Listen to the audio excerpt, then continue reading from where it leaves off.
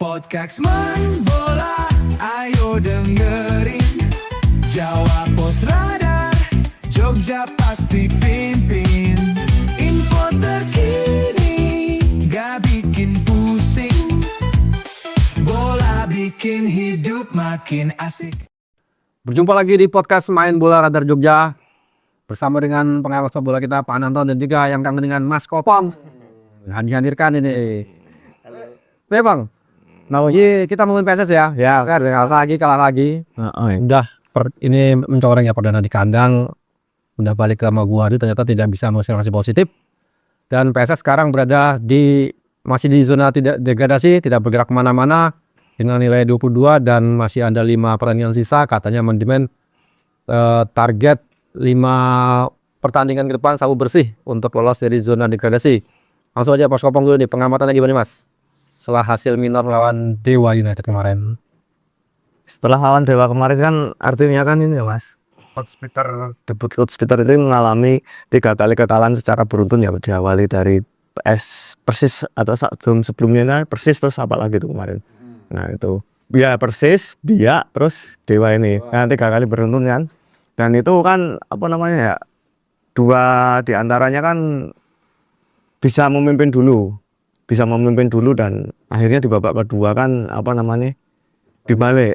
Tapi melawan Dewa kemarin sebenarnya kekuatan PSS sudah cukup bisa mengimbangi Dewa di 20 menit awal terutama. Tapi setelah kebobolan saya lihat itu teman-teman pemain itu entah kenapa konsentrasinya jadi buyar. Konsentrasi lagi yang salah. Entah konsentrasi atau mentalnya down, saya juga nggak tahu ya, kurang paham. Ya itu akhirnya ya segala sesuatu yang dilakukan Coach Peter, baik apa namanya rotasi pemain dan sebagainya itu kurang berjalan maksimal dan akhirnya harus rela kalah di kandang sendiri perdana itu. Oke, kemarin Pak Nanto udah balik ke kandang tapi hasilnya masih minor. Ya. Apa karena melawannya Dewa? Ya, sebenarnya kemarin tuh terlepas dari tadi informasi dari Kopong ya. Jadi kemarin sepanjang 90 menit sebenarnya permainan PSS ini kan sudah sangat luar biasa ya. Ya kayak apapun hasilnya kemarin. Ya. Jadi kalau nggak salah sebelum pertandingan sebelumnya itu dari Hustra sendiri dan informasi tambahan dari Kopong itu kelemahan PSS itu setelah di atas menit 60, 70 itu down ya. Tapi kemarin 90 menit PSS ini main fight. Iya ada beberapa pemain yang memang staminanya drop, tapi itu wajar. Tidak seperti pertandingan sebelumnya yang kelihatan sekali gitu loh. Bahkan sudah unggul, hanya bisa terkejar di menit-menit akhir gitu kan. Cuma lawannya kemarin itu kan Dewa.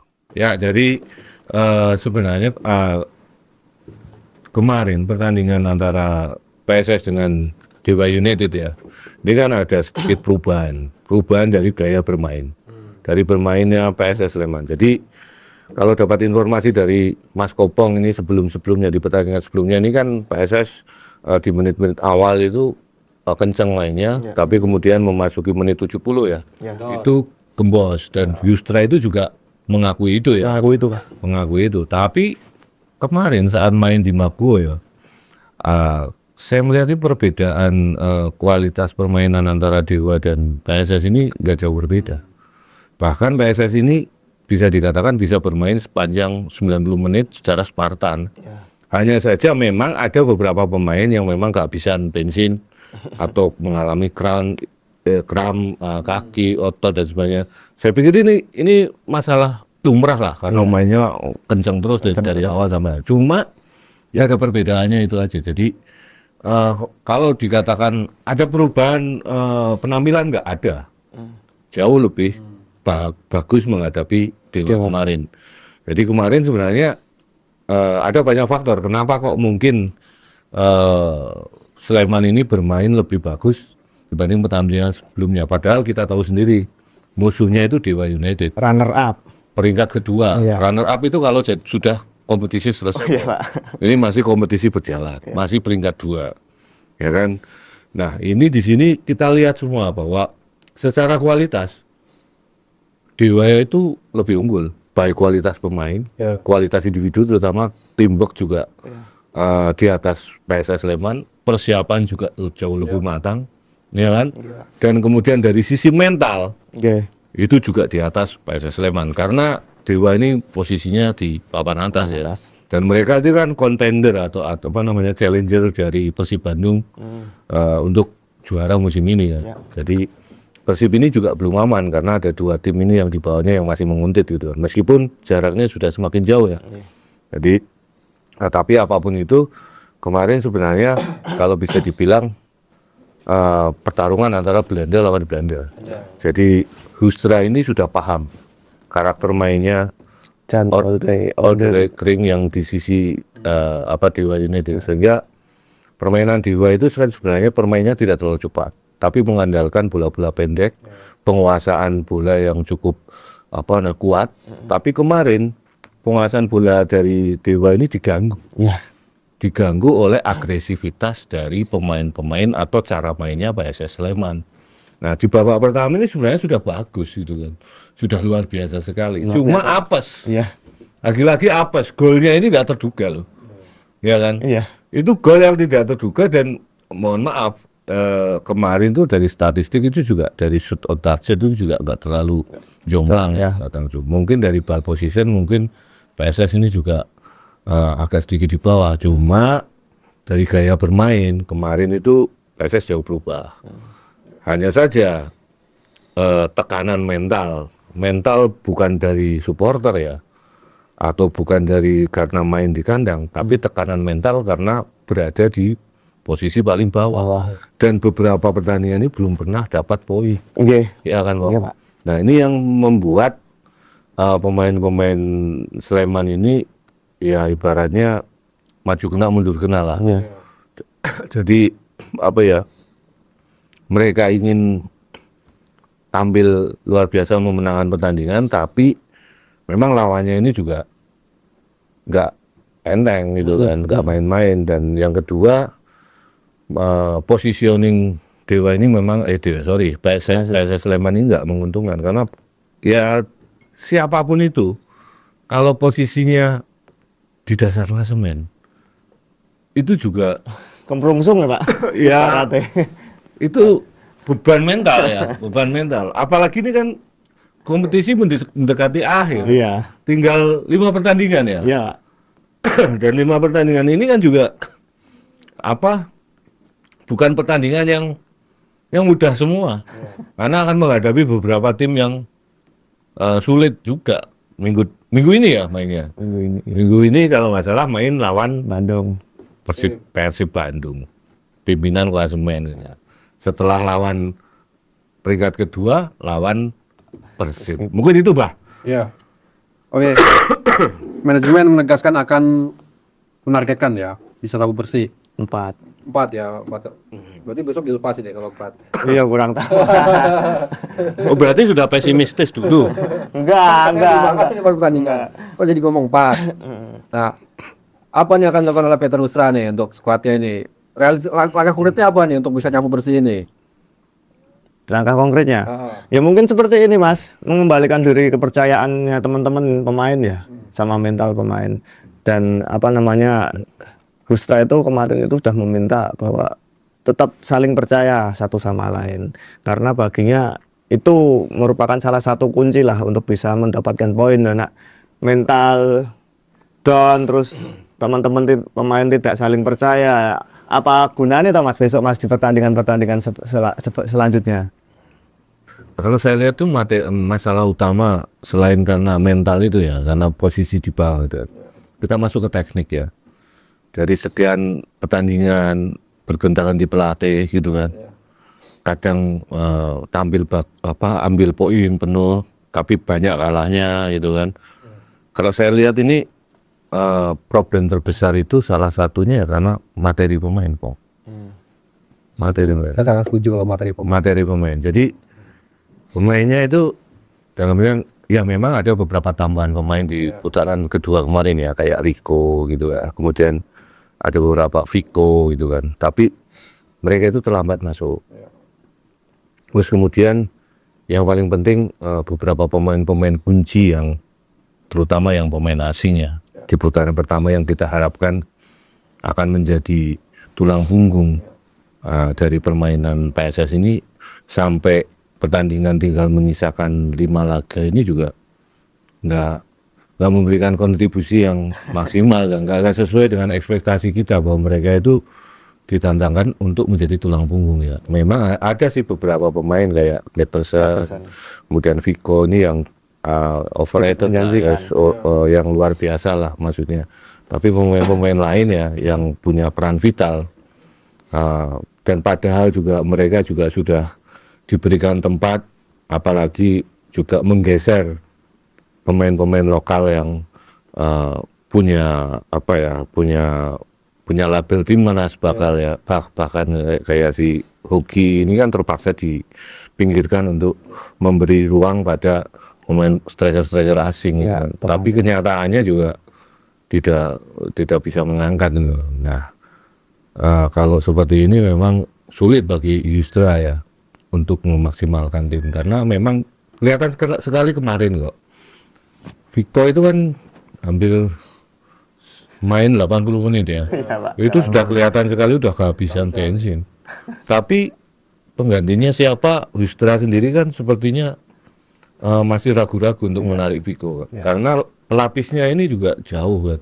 Sementara kalau Vico masih dipertahankan di lapangan juga kontribusinya juga sudah menurun karena memang fisiknya itu juga sudah terkuras habis. Tuh. Kemudian yang paling bermasalah itu kan lini tengah ya, sekali lagi pemain yang punya karakter kreatif itu tidak banyak. Di situ cuma ada Vico lagi gitu kan. Kemudian pemain-pemain yang lain yang harusnya menjadi penyeimbang kan, menjadi partner di tengah, ini juga performanya juga tidak semakin membaik. Ada Jayus di situ, tapi Jayus itu kan memang gelandang bertahan. Kemudian Wahyudi Hamisi yang sebenarnya kita harapkan untuk bisa pelapis siapa namanya si Petinho ya. Itu juga permainannya belum meningkat gitu kan, masih tetap jalan di tempat itu kan, sehingga dalam beberapa pertandingan kan terpaksa Yustra ini memilih untuk memainkan pemain lain dibanding dengan Hamisi kan. Jadi bisa dikatakan Hamisi itu bukan pilihan utama Yustra ataupun bukan pemain kunci yang memang punya pengaruh besar bagi tim. Jadi pemain ini awalnya kan kita harapkan ya awal-awal musim kemarin ya, kan ini habis ini cukup bagus ya, artinya secara fisik, secara teknik juga cukup bagus. Cuma setelah periode ini memang performanya ini agak sedikit menurun. Ya mungkin kita nggak tahu faktor apa gitu, karena tidak cocokan gaya bermain atau seperti apa kan kita nggak tahu. Itu yang tahu kan internal tim. Karena kita di sini kan hanya sebagai helikopter view lah, kita mengamati dari luar aja. Kita nggak tahu seperti apa yang terjadi di dalam. Cuma paling gampang memang mengamati dari luar gitu kan. Kalau dari dalam kan kita masuk ke internal tim kan juga pasti kabarnya juga berbeda lagi. Cuma dari yang kasat mata aja kita lihat memang materi pemainnya PSS ini memang menjadi salah satu kelemahan sih performa PSS musim ini gitu. Apakah ini tidak cocok dengan pelatih? Apakah memang pemainnya ini memang pemain yang dalam tanda kutip sudah mulai menurun performanya, ya kan? Kalau misalnya tidak cocok dengan pelatih ini sudah ganti 3 kali loh. Pemainnya tetap itu saja, ya kan? Kalau memang pemainnya ini punya kualitas bagus, otomatis minimal dari 3 pelatih ini ada 1 yang nyetel dengan pemain ini loh. Ini 3-tiganya ini blok semua loh. Dan pergantian pelatihnya PSS ini kan bisa dikatakan tidak lebih buruk kualitasnya. Ya kan? Oke, Mas Zola, kita belum tahu sebelumnya seperti apa. Ya kan? Tapi kalau dari informasinya Mas Kopong, antara Mas Zola dengan si Wagner itu lebih bagus kualitasnya Mas Zola gitu kan. Kemudian Mas Bola ditepak lagi, gantilah si Yustra. Siapa sih yang nggak kenal Yustra? Ya kan, kita semua sudah tahu lah Yustra pegang Borneo itu seperti apa. Meskipun pada akhirnya memang dia dilepas juga oleh Borneo. Tapi saya pikir semua pengamat bola, semua penonton, supporter menganggap Yustra ini bukan pelatih jelek. Loh. Iya, iya Pak. Ya kan. Serius Pak. Ya, ini yang jadi masalah itu mungkin Pak. Ya saya sepakat sih kalau soal pemainnya, karena setelah pertandingan lawan Dewa kemarin saya mencoba melihat highlights pertandingan PSS tuh dari zamannya Wagner sama Mazola ya lah. Emang kalau lihat memang materi pemain itu kayak apa ya? Ya beberapa kalau saya bilang style Indonesia banget, masih gaya Indonesia banget lah. Ngumpan menyusahkan teman, terlalu banyak dribbling bola loh. Tidak, kalau lihat pemain Indonesia sekarang perkembangannya kan adalah mereka bermain sepak bola efektif, umpan-umpan pendek gitu yang sudah diterapkan oleh mungkin Sintayong dan sekarang Patrick Kluivert kayak seperti itu kan gayanya Papa dia. Tapi kalau PS itu kayak pemain lokal ya terutama itu masih banyak menggarapkan gaya Indonesia banget tuh. Passingnya nggak akurat. Karena hal seperti itu. Terus fisik kadang-kadang kita di menit ke 60 kan sudah keteteran. Dan terlihat sekali antara pemain asing pun yang banyak bekerja tuh kalau zaman Kleberson ya banyak bekerja keras, dan sekarang Pikum yang terlihat ya kayak Tocantins dan Bettino pun tidak banyak gendong pemain-pemain lokal sebenarnya. Ya, artinya seperti itu gitu loh. Ya, Benar. Jadi seandainya memang realistisnya gitu ya, PSS degradasi ya sudah kita ikhlaskan saja. Tapi saat di Liga 2 itu bangun skuad. Iya. Jadi Silva lebih kompak, lebih solid gitu loh. Nek saya belum ikhlas Pak. PSS degradasi. Kenapa Pak? Jujur saya belum ikhlas. Tapi ya, realistisnya mungkin ya terpaksa-paksanya. Ya karena wah sayang sekali kalau tim ini itu degradasi itu. Karena saya kesini sudah makin seneng lah dengan PSS sebenarnya kan. Kecintaan saya dengan PSS itu karena satu sebenarnya supporternya. Ya. Saya jujur sangat apresiasi loh dengan teman-teman supporter pendukung PSS. Gila itu tim papan bawah kemarin loh. Ya kan? Tim papan bawah main. Stadion penuh. Pak. Itu soal 1 jam dibuka udah soal out. Nah, ini kan menandakan apa? Menandakan bahwa supporternya ini nggak kaleng-kaleng. Enggak kaleng-kaleng. Makanya saya nggak rela. Maksudnya belum ikhlas betul loh kalau PSS itu sampai degradasi. Ya, mohon maaf ya. Mohon maaf ini kacamata saya loh ya. Dan perasaan saya. Ini opini saya pribadi loh. Ini saya nggak mewakili siapapun tapi mewakili diri saya sendiri. Nggak ada kok supporter tim di Liga Indonesia yang bisa seperti ini. Iya. Di saat timnya itu terpuruk. Ini loh, tim ini posisi buncit. Ya kan? Mereka loh bernyanyi sepanjang pertandingan. Kalah mereka pulang dengan tertib. Nggak ada yang rusuh, nggak ada yang apa. Luar biasa loh. Dan banyak anak-anak juga, wanita yang duduk di tribun dengan santai gitu kan. Dengan menikmati pertandingan. Dan makanya saya tuh jujur belum ikhlas Pak. Kalau ini degradasi. Kalau saya melihat memang karakter supporter PSS memang seperti itu dari zaman Liga 2 kan. Jadi mereka tuh benar mencintai PSS-nya gitu. Ya kan, mereka mau dimanapun, mau kalau tempat saya mau di Liga 2, Liga 1 itu mereka tetap mencintai PSS lah. Tapi kan kalau disebutkan oleh permainan yang seperti ini loh. Mesaknya juga loh.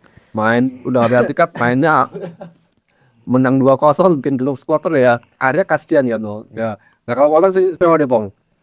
Kalau aku melihat Masalah antara materi pemain. Kalau aku melihat kemarin ya di laga terakhir saat melawan Dewa ya Mas Bahana ya. Apa ya? Ya memang banyak miskomunikasi yang terjadi sih antara seperti yang Mas Bahana bilang tadi. Umpan yang tidak akurat, terus umpan yang salah-salah. Nah, kemarin itu saya lihat itu malah Dion, Vico sama Rico. Rico itu selalu bengak-bengok loh. Wah. Ya karena Rico itu kan punya pengalaman. Ya. Ya. Ya nek kadang temennya menggiring bola terus dia minta Tidak dilepas. malah icul Pak direbut. Wah, ndak yo kuwi sing rekoso iki tok telu kuwi tok. Dion yang benar-benar vet itu, Dion itu luar biasa Pak. Dion, Vico sama si Rico itu. Ya tapi kita apresiasi juga dari manajemen dan tim pelatih ya. Maksudnya meskipun performanya belum kunjung membaik dan sekarang terancam degradasi. Cuma ada beberapa hal yang positif. Mohon maaf, bukan positif degradasi itu kok positif, enggak. Cuma PSS ini mampu mengorbitkan pemain muda. Ya. Kayak Dion ini kan. Ya, orang mungkin musim lalu kan nggak tahu Dion itu siapa gitu. Ya. Tapi ini sekarang muncul dan masih muda gitu kan. Dan ini kan aset juga. Aset dari, kan kalau nggak salah ini pembinaan ya, pembinaan internal dari PSS ya. Jadi ini juga patut diapresiasi lah. Jadi saya berharap banyak Dion baru nanti yang muncul. Jadi kita nggak, sekali lagi nggak begitu mengandalkan pemain-pemain yang boleh dalam tanda kutip pemain-pemain asing yang kita nggak tahu kualitasnya itu seperti apa. Kemudian pemain lokal nasional dalam artian lokal yang punya pengalaman tapi performanya sudah mulai menurun gitu kan. Kalau saya sih lebih senang misalnya nanti muncul bibit-bibit baru kayak Dion ini yang bisa tampil, diberi waktu lah.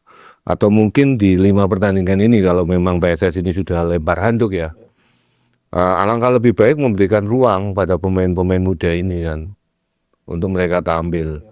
Jadi ini kan kelihatannya sudah stuck ya.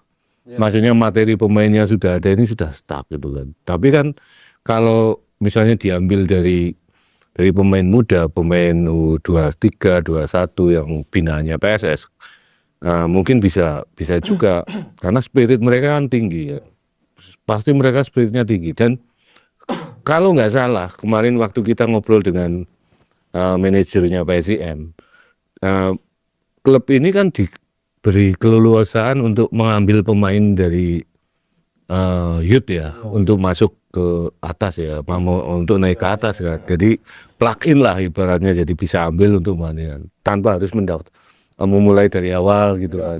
Nah, ini mungkin ya kalau memang sudah sulit, apalagi besok lawan Persib kan, kayak Mas Kopong ini kan, kok ini masih 5 pertandingan, tapi kok targetnya 4 sapu bersih ini kan.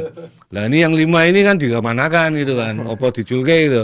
Nah dijulke apa dikalake, mending rasa mangkat bong. Minus 0-3 kalahnya. Tapi kalau main di sana, kalahnya bisa 0-6.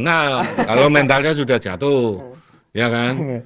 Ya. Tapi kalau memang nothing tulus seperti itu, yes memang kalah. Harus berani memainkan pemain muda nih saya. Benar itu, kasih mereka jam terbang. Siapa tahu dengan mereka main, ya kan? Mereka sekarang pemain muda naik ke tim utama, first team ya. Mereka mainnya mati-matian loh. Seneng ya. Seneng, motivasinya pasti tinggi gitu kan. Dan mereka tuh nggak punya beban apapun. Tujuannya satu, menunjukkan bahwa saya mampu, ya kan? Dan musim depan, meskipun main di Liga 2 pun, mereka sudah kelihatan. Ya, kalau kalah kan, kita turunkan pemain lapis kedua dari youth kok, nggak apa gitu kan. Tapi mereka kan punya pengalaman. Cuma, ya itu tadi, kita kasih tahu ke pemain itu, main lepas di lapangan sesuai dengan instruksi pelatih. Kalau memang kalah banyak, jangan terpukul gitu kan. Karena mental pemain muda ini juga kasihan juga. Ya ini memang agak ya nanti pelatih atau manajemen mau memutuskan seperti apa. Tapi kalau kata Mas Kopong dari 5 laga cuma 4 target sapu bersih gitu kan. Yang 1 sapu kotor gitu kan. Sapu kotor kan sapu reget toh. Mungkin kalah, mungkin seri ya Bang ya. Ya mungkin turunkan pemain yang muda aja gitu kan. Tapi begitu Pak, Anda memang benar sih Pak. Kalau kondisi PSS sekarang itu, kemarin aja di saat melawan Dewa itu di line up itu banyak pemain-pemain muda baru Pak. Udah mulai seperti itu, mungkin udah mulai memikirkan. Saya setuju. Kalau saya setuju gitu. Butuh pemain muda tapi perform. Bukan perform daripada pemain pengalaman tapi Don gitu. turun. Itu udah habis dulu masanya. Bukan juga bagi. Ya sekarang Dion gitu kan. Dion kan siapa sih yang kenal Dion kan? Loh, pada pertama dia pertandingan pertama kedua performanya banyak yang menilai dia belum maksimal. Tapi kesini kan Oke. luar biasa. Saya ingat Dion dimainkan lawan Persita itu loh, menjadi gelandang bertahan. Wah luar biasa gitu. Semua bola di mana dia kejar kok. Meskipun dia pemain winger ya, tapi ditempatkan di gelandang bertahan, dia mampu kok mengimbangi permainan Eber Beza kok di Persita kan. Eber Beza itu pemain senior, pemain asing gitu kan. Dia pernah main di Bali United. Ya, tapi mampu kok diimbangi sama Dion gitu di lini tengah gitu kan, di gelandang bertahan. Saya pikir Dion-Dion yang lain di PSS ini banyak kok. Pasti ada ya. Ada melahirkan hoki caraka. Ada hoki juga. Kan kurang kesempatan bermain waktu itu kan ya. Ya kayak hoki mungkin daripada mengandalkan pemain asing di posisi striker yang memang tampilannya seperti itu saja ya. Ya mending mainkan hoki nih saya. Nah, kalaupun hoki main jelek ya nggak masalah. Masalah. Toh dia juga iya kan, maksudnya toh dia kita kasih kesempatan. Siapa tahu dengan dikasih kesempatan terus dia bisa tambah semangat ya kan. Nah, pemain asing yang dibeli jauh-jauh mahal-mahal ya kan dipercaya menjadi pemain yang nanti rencananya gendong itu kata Bana, ini malah digendong ayo repot kan. Wis dibayar larang digendong mending mainkan yang lokal tapi yang masih punya motivasi tinggi. Intinya gitu. Itu Pak. Tapi nggak tahu sih kemarin itu lawan Dewa itu kenapa di line up Coach Peter itu mengasih slot banyak ke pemain-pemain muda dari EPA.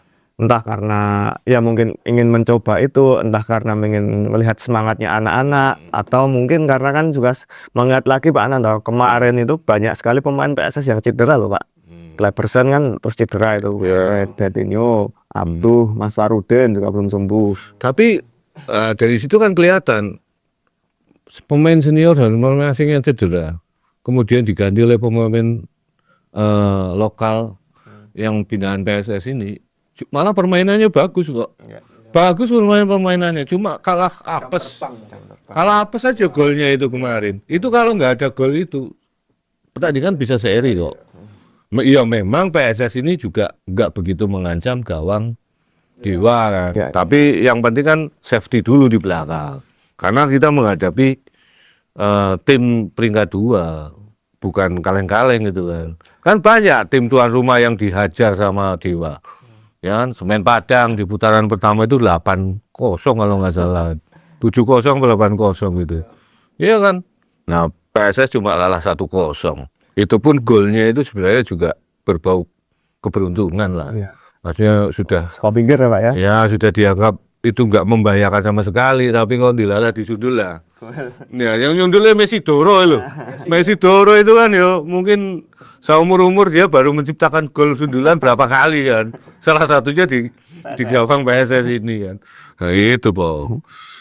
Nah, laga lawan Persib nanti ada informasi apa nih kira-kira pemain PSS update cedera? Ya update cedera, Kleberson sama Dadinho belum bisa sih. Kleberson kayaknya ankle, terus Dadinho tali aku sing ngarani perut. Nah, ora kok main ankle apa sing sejenis hamstring. Kalau hamstring lama. Psikologis. Enggak ya. Cedera beneran. Terus yang kembali mungkin Cardoso kan kemarin akumulasi atau Cardoso mungkin bisa main karena kan kemarin nggak bisa main tanpa diperkuat Cardoso juga. Tapi ini menarik Pak Ananto. Saya melihat di 2 pertandingan terakhir ini Coach Peter itu malah tidak memakai striker ya. Striker ini malah Vico yang di depan itu Pak. Ya karena nggak ada kan. Adanya kan cuma si siapa namanya? Kantin dan hoki. Hoki. Kantin itu sebenarnya bukan striker murni juga. Sayap ya. Ya dia masuk gelandang serang lah, kayak Vico posisinya sebenarnya. Sebenarnya yang striker murni kan kalau bisa dibilang kan plotnya untuk Cardoso kan. Sama si Hoki sebenarnya. Tapi memang karena menurut Coach Peter Yustra ini Hoki ini juga belum tampil oke. Akhirnya mereka main tanpa striker dengan menempatkan Vico di depan. Dan ini mungkin juga karena Coach Peter itu melihat lawannya ini Dewa United. Karena Dewa ini kan kuat dalam penguasaan bola sehingga harus diganggu nih ya. Benar. Harus diganggu dengan sosok Vico ini. Benar. Dan memperkuat lini tengah. Intinya seperti itu. Nah, beruntung kemarin si Anu nggak main, Jaja. Dewa pun dari kuat seperti itu tidak hanya dibangun dalam satu musim ya. Oh, dia 3 musim. Muslim pun yang sudah perform masih pertahankan di sana kan, ada perform orang nggak Muslim. Jadi Dewa ini memang nggak langsung begitu promosi langsung mainnya seperti itu gitu kan. Ini sudah melewati banyak proses juga kan. Tambah sudah memain, tapi pelatihnya tetap sama. Mungkin karena nggak ada supporter, Pak. Supporternya minim mungkin. Jadi tekanannya lebih santai lah. Nah ini kan apa ya, dalam artian ironis ya, bertolak belakang dengan Sleman ya. Ya. Sleman yang positioningnya buncit, supporternya itu full stadionnya. Tapi Dewa yang performanya luar biasa, main di kandang pun yang nonton bisa dihitung dengan jari, ya kan. Nah ini makanya saya tadi bilang sekali lagi Bang, aku ya belum begitu ikhlas kalau PSS Sleman ini degradasi gitu kan. Ya semoga aja tidak. Eman banget gitu loh maksud saya. Ya saya tidak merendahkan Liga 2, tapi apapun itu kan PSS ini berjuang luar biasa untuk promosi juga, Ya. ya kan, ke Liga 1 gitu kan. Gitu. Apalagi nanti ada saudara tuanya juga dengan PSM Jogja. Ini kan kita menunggu, ya kan, menunggu romantisme derby UDY. dua provinsi yang punya dua tim di level tertinggi di Liga Indonesia kan. Itu loh Pak, itu. Mau lawan Persib gimana nih Pak kira-kira? Ya pasti Poin kalau saya sih nggak mungkin ya kalau misalnya nonsen ya. Misalnya kalau PSS itu nanti main kemudian membantai Persib gitu kan. soalnya 3 orang pemain Persib kartu merah mungkin. Itu pun belum tentu. Tadi malam Madura United lawan Persebaya. Persebaya itu kartu merah loh. Menit ke 50 babak kedua baru main lah. Tapi mereka itu bisa menang dan mereka mencetak gol Iya. saat mereka ketinggalan gitu kan. Mungkin Persebaya itu ngefur pemain gitu. Jadi ya, atau mungkin karena Persebaya itu mainnya memang kalau main 11 pemain itu terlalu penuh gitu. Ya ini jok aja, mohon maaf Mas Asrul, saya enggak mohon maaf Mas Asrul. Gitu. Jadi ini kalau ya paling gampang memprediksi pertandingan besok gitu kan. Ya sangat sulit bagi PSS untuk mungkin mengalahkan Persib Bandung. Persib Bandung. Tapi sepak bola itu round, kata Tom Haye. Sepak bola itu Bulat. bulat gitu kan. Jadi apapun bisa terjadi. Ya kan, Bah? Apapun bisa terjadi. Faktornya banyak. Ya memang di atas kertas Persib itu sulit, Jauh kan. ya sulit dikalahkan, ya kan. Tapi di Liga Indonesia ini kan ketat ya. Sekarang tim tuan rumah itu juga sulit menang. Beda dengan Liga Indonesia 10 tahun yang lalu. Tim tuan rumah itu sulit kalah, bahkan pasti menang gitu kan. Nek orang menang, eksesnya panjang gitu kan. Gitu. Tapi sekarang ini beda. Jadi tim tuan rumah itu tidak diharamkan tidak haram untuk menang lah. Jadi tim tamu tidak haram untuk menang. Banyak contohnya, gitu kan. Dan tim papan bawah juga tidak diharamkan untuk mengalahkan tim papan atas.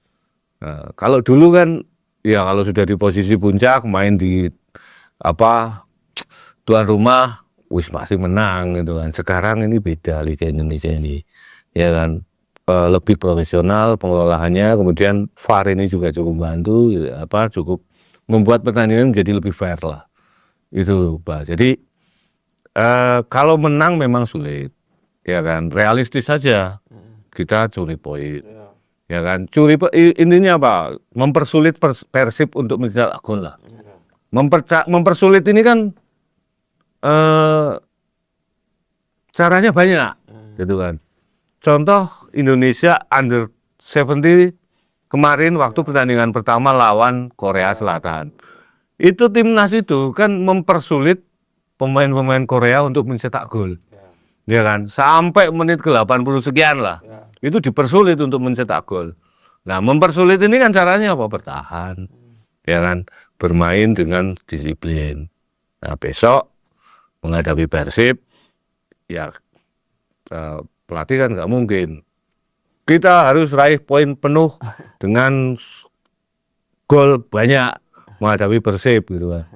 Ya nggak mungkin. Indonesia lawan Jepang aja realistis kok, calculated loss lah gitu, kalah yang sudah perhitungan. Tapi sebelum peluit dibunyikan dan ditiup akhir kan pertandingan masih bisa apapun bisa terjadi loh. Gitu loh Pak. Jadi ya kita realistis, sulit menang iya, tapi nggak mungkin tidak menutup kemungkinan bisa menang juga. Ya, cuma probabilitasnya ya mungkin 80/20. 80 Persib menang, 20 PSS menang gitu kan. Kalau seri mungkin ya hampir sama probabilitasnya itu. Nah, tinggal dari manajemen ini seperti apa. Cara mentreatment pemain ini seperti apa. Ya kan. Nah, ini sepak bola sekarang terbuka. Seperti apa permainannya gitu kan. Nah, beda mungkin kalau pertandingan PSS menghadapi PSIS Semarang gitu kan. Itu mungkin agak ketat ini. Prediksinya juga agak lebih sulit. Kalau ini memprediksi agak sedikit lebih gampang. Mohon maaf saya tidak lagi merendahkan tim PSS ya. Tapi kondisi yang ada di tim dan kemudian kita lihat perkembangan selama ini kan itu sudah menjadi rahasia umum lah. Supporter juga sudah melihat itu. Tapi apapun ya sebelum kompetisi berakhir ya tetap harus fight itu kan. Itu Pak. Ya Bang, jelang lawan Persib ada bocoran dari pelatih Australia akan melakukan apa ini? Belum sih Mas, belum ada bocoran apapun. Yang jelas besok latihan. Terus apa namanya, saya sepakat dengan Pak Ananto bahwa segala sesuatu itu bisa terjadi. Coach Peter pun juga kemarin juga beranggapan seperti itu. Artinya walaupun tim papan bawah, sekarang banyak tim papan bawah yang bisa apa namanya menyaingi, Menyulitkan lah menyulitkan apa namanya tim papan di papan atas. Dan kemarin juga pelatih dari Dewa United itu juga sudah bilang bahwa apa namanya PSS ini juga sedikit menyulitkan Dewa di laga kemarin. Bahwa posisi ini tidak, positioningnya PSS tidak menggambarkan kondisi di lapangan ya. Ya bisa menyulitkan. Artinya kan besok kan bisa jadi PSS itu juga memiliki peluang. Bisa jadi. Cuman yang jelas Coach Peter itu kemarin itu berbicara bahwa walaupun kalah, beliau itu senang dengan perkembangan timnya Pak. Senang. Ada perkembangan dari timnya. Ada perkembangan ya, semoga besok apa namanya beliau itu bisa menemukan taktikal dan yang jelas kan apa namanya bisa melihat kelemahan dari Persib dan pemain pun mentalnya juga harus jangan down, harus saling percaya lagi. Kamu tahu kontraknya Peter Star sampai kapan? Apa hanya musim ini saja atau nanti sampai mendampingi Liga 2? Di Liga 2 kan peraturan tidak boleh pakai pelatih asing Pak. Tidak boleh. Kayaknya sampai musim ini itu realistisnya yang kan seperti itu. Mendampingi Eman sebenarnya, Eman pelatih ini pelatih bagus lah. Ya, pelatih Dan, bagus. makanya itu saya kan nggak begitu ikhlas bah kalau nanti degradasi. Kalau nanti degradasi pelatihnya hilang lagi, gitu kan. Apa ya mungkin kalau mau ambil Erwan juga gitu. Erwan Mas sudah dikunci di PSIS. Nah, sayang saya itu. Ya Kahudi kan masih ada. Kahudi kan mau bekas pemain PSS. So. Tak promosi ya Pak Kahudi. Ya, gitu. Jadi mungkin kan ya eman sebenarnya. Jadi tapi saya yakin kok meskipun di Liga 2 supporter itu akan mendukung. Ya cuma kan ya sayang lah gitu kan. Sayang, dan ini kan sekarang sudah main di kandang sendiri. Kemarin juga kita lihat ya, stadionnya juga oke, bagus ya. Kemudian pencahayaannya juga sekarang sudah oke. Ya. Nah ini yang apa namanya, yang membuat kita ini berharap jangan sampai lah terlempar ke Liga 2 gitu kan. Ya meskipun di Liga 2 nanti juga supporter tetap akan mendukung total sih. Tapi apapun ya eman-eman lah gitu. Itu lah. Ya mungkin setidaknya coach Peter tetap menargetkan mencuri poin kalau bisa, walaupun imbang tetap gak masalah. Pencurian yang halal itu kan di pesepak bola ya, yang mencuri poin. Poin ya. 4 pertandingan itu lawan siapa lagi Bang? Setelah Persib ini Persib, terus PSIS ya? Semarang kok ya. Semarang maksudnya. Semarang, terus Jakarta, PSM. Nah, soal di kandang Persija. Persija. Terus Madura kali itu Mas. Madura. Madura sekarang di posisi 17. 17. Oh ya. Semen Padang. Sleman, Semen Padang, Semarang, Madura daerah. Madura. Persis. Cuma kan jalannya dengan Persis marginnya cukup lebar ya, angkanya ya, poinnya ya. Satu kalau sama Madura Padang dan Semarang enggak ya? cuma 3 poin. 3 poin, dia 3 poin dari 1 kemenangan, Bang. Iya, Pak. Ya kan, 1 kemenangan. Nah, kemarin ternyata Persis juga menang di Iya, Pak. Barito kan. Itu menang 1-0. Itu menang 1-0 gitu kan. Nah, itu kan juga agak sedikit sulit ini. Ya. Apa namanya? Saingannya kan sudah kelihatan lah sebenarnya. Dan apesnya kayak Madura dan Semen Padang. Ini di putaran kedua progres mereka itu bagus. Progres kedua tim ini meskipun juga sama ya sejarah menang dan beberapa kali juga kalah. Cuma dari hal permainan, dari hal pembenahan tim, mereka ini jauh lebih bagus dibanding PSS gitu loh. Kemarin lawan Persebaya, Madura itu bisa menyulitkan Persebaya kok. Meskipun Persebaya itu main dengan 10 pemain. Dari materi pemainnya juga cukup oke lah. Apalagi Semen Padang. Semen Padang itu main di kandang juga sulit dikalahkan. Kemarin menang 3-2 kan.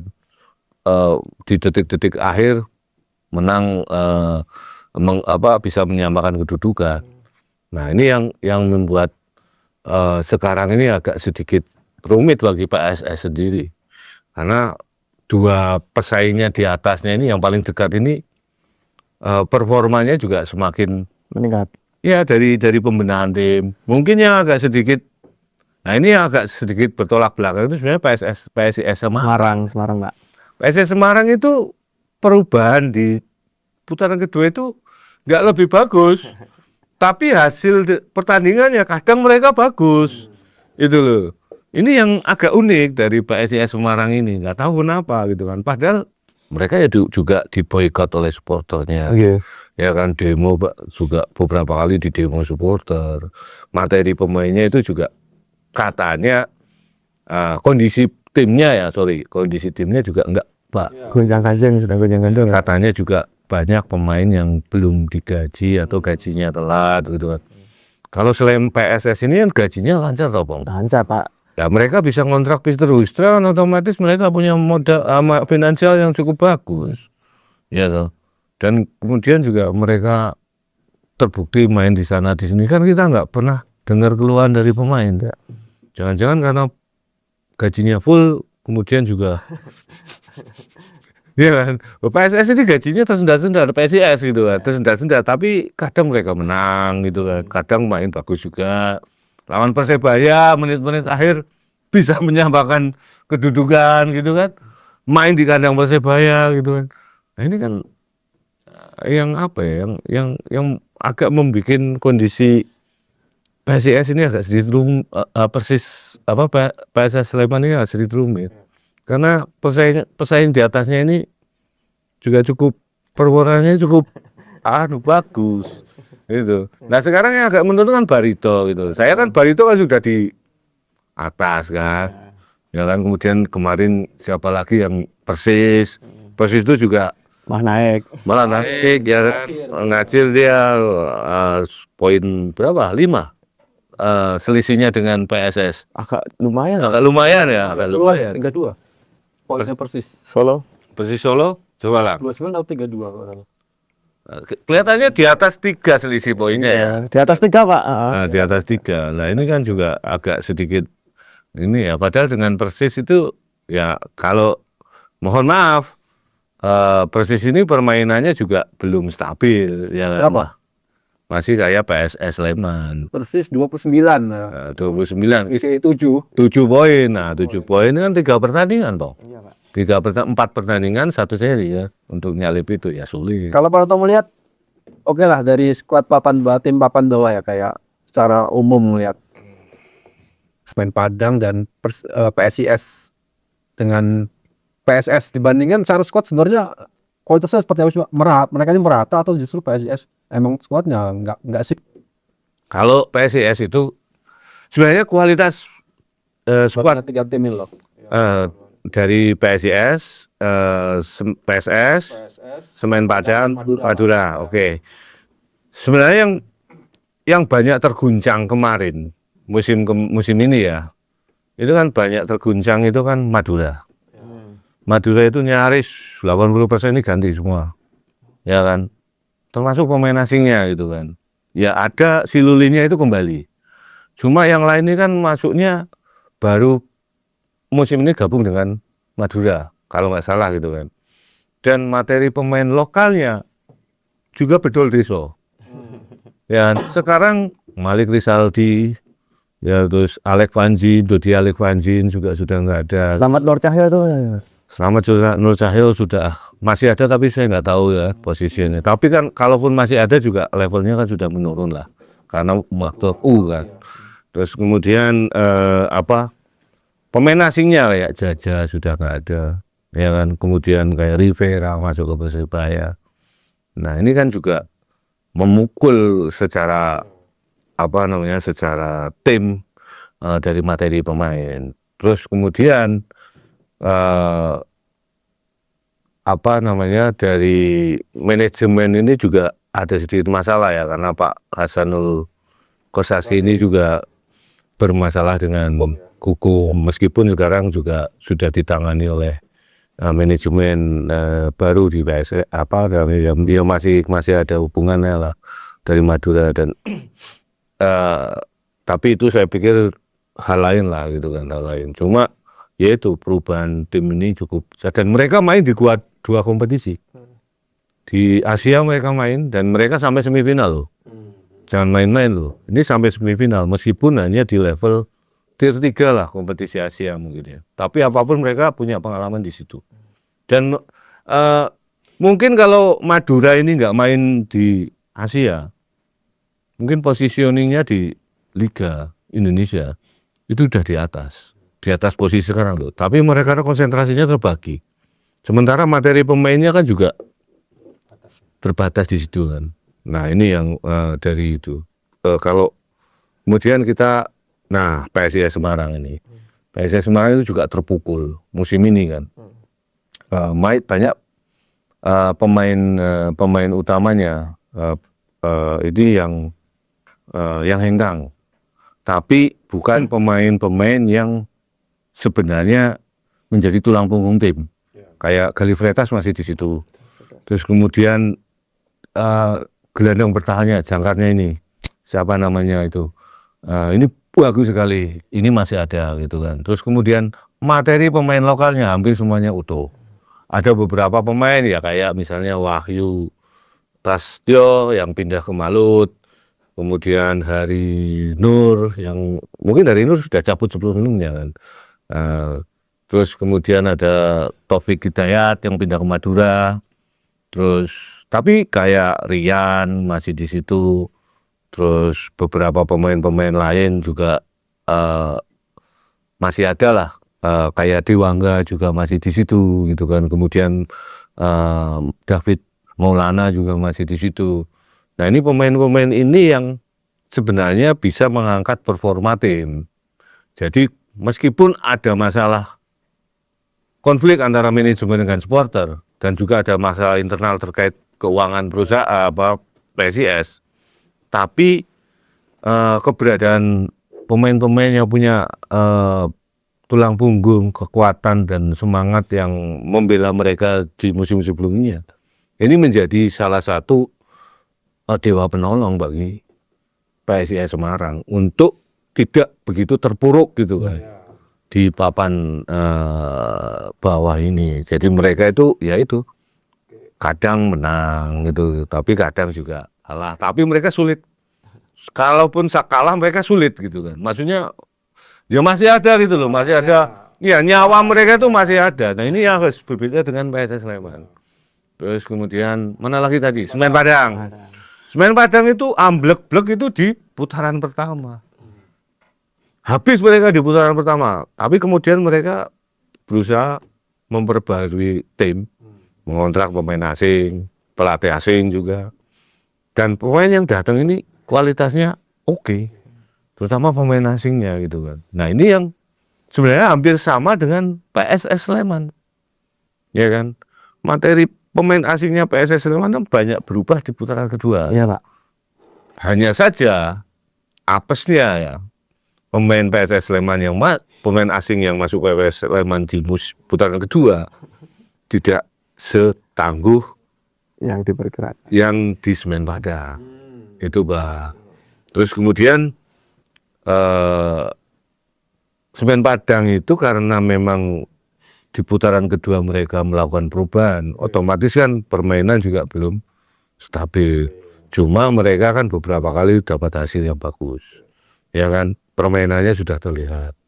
Dan peluang mereka untuk keluar dari zona degradasi juga semakin tinggi. Karena apa? Permainannya ini semakin hari ke sini itu sudah menunjukkan karakter yang oke gitu loh. Beda dengan PSS Sleman. Masih nyari karakter. PSS Sleman perubahannya itu jauh lebih radikal sebenarnya. Jauh lebih radikal. Tapi di sisi pelatih. Ya kan, rekor ini tiga pelatih kan. Musim lalu juga gitu tuh, Pak. Ya berarti menyamakan rekor. Ya, Kabar dari Lukam juga nolak ya PSS. Nah, ini yang menyamakan rekor ini dan ya apa ya mungkin mohon maaf ya ini harusnya manajemen itu berkaca pada musim lalu, ya kan, musim lalu dengan begitu banyak hal yang terjadi gitu. Awalnya kita sempat di awal putaran kedua ya, kita sempat dapat angin lah. Karena di beberapa pertandingan tuh menang terus 3 kali berturut ya. Waktu zamannya Mazola gitu. Nah, ini Husra ini berapa kali menang, Bang? 1 kali. Lawan Persita kemarin. Iya, Persita. Ya, lawan Persita. Sementara Mazola ini punya track record yang sebenarnya cukup bagus ya. Karena 3 kali menang berturut-turut ya. Dan sebelumnya juga beberapa kali imbang.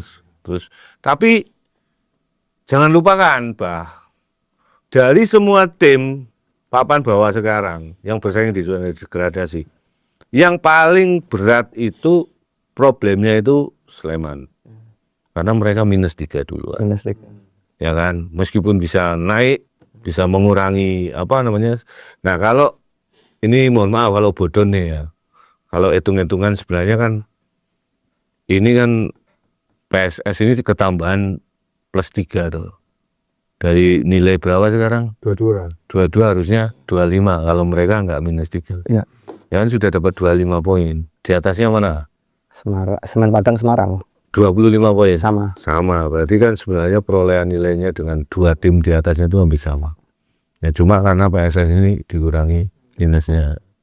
Nah, itu jadi ya memang tahun ini memang lebih berat sih dibanding musim-musim sebelumnya dan dibanding dengan 4 tim tadi yang berada di zona itu. Jadi ini memang agak sedikit di luar prediksi kita semua. Ya. Gitu. Bayar Mas Kopang realistis bisa keluar dari zona degradasi. Ya, insya Allah bisa. Jika Allah menghendaki segala sesuatu pasti bisa, Mas. Ya, tapi apapun itu ya dibalik ya emang cukup berat ya Mas. 5 laga ini memang cukup berat, tapi ya piye kondisinya memang seperti ini, mau tidak mau ya tetap harus optimis lah, Mas. Kayak bisa nyapu 9 poin itu udah bisa akan ada perubahan deh 9 poin. Ada, pasti ada. Seperti asal Semen Padang sama PSIS ini nggak kemana-mana lah. Tapi kan bisa Mas seperti musim lalu juga tuh Mas. Musim lalu kan juga kritis juga atau posisinya itu? Musim sebelumnya juga. Kritis. Ya akhir bisa Bisa. Ya jadi PSS ini tim yang punya apa ya? Punya pengalaman untuk lolos dari lubang jarum. Iya. Gitu kan. Meskipun akhirnya juga kena match fixing juga gitu kan. Tapi kan ya mereka tetap lolos gitu kan. Itu loh. Oke, kamu bisa ini Pong sama ownernya PSS kan sponsornya kan perusahaan emas itu kan, emas lagi naik tuh, kasih menurut satu. Bisa jadi penyemangat ya. Ini Jakarta oh ya owner. Istirahat ya. Nggak pernah kelihatan loh beliau itu sekarang. Jangan begitu ya, tetap kelihatan. Mungkin kamunya aja yang nggak lihat. Iya, kamu jangan begitu. Tetap kelihatan. Iya. Wah, hantu. Ya, jangan hantu, tetap kelihatan. Mungkinnya kamu yang nggak lihat. Iya mungkin seperti itu Pak. Kan CEO itu kan nggak harus selalu di Di lapangan. lapangan, karena kan pekerjaannya banyak itu. Manajer. Manajer sama pelatih yang ngurus tim di lapangan. Itu lu Pong. Nggih Pak. Nah ya, mohon maaf sama Pak Gusti Anda. Pasti Anda. Ya, Oke. gitu. Cukup. Cukup, ya. Setengah jam ini. Baik, itu tadi obrolan kita soal PSS Sleman ya. Kita berdoa saja di sisa laga 5 laga ini PSS Sleman bisa memperoleh hasil maksimal dan bisa lolos dari zona degradasi. Sampai berjumpa di podcast selanjutnya. Assalamualaikum warahmatullahi wabarakatuh. Waalaikumsalam warahmatullahi wabarakatuh.